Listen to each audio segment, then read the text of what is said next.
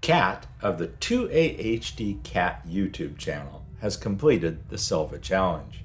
As you may recall, this is the box of stuff that I sent to him. And here's what he did with it. I really like these builds.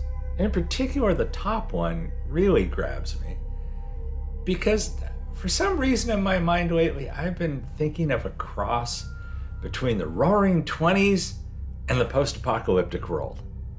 And the feel of that car grabs it for me. I really like that. The other one's great too.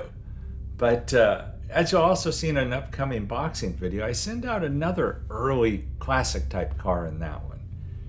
So be sure and check out Kat's YouTube channel. Thanks for taking the challenge, Kat.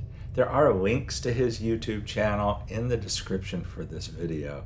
You can check out all of his builds there. Thanks everyone for watching these, and stay safe and healthy out there. I'll catch you in the next one.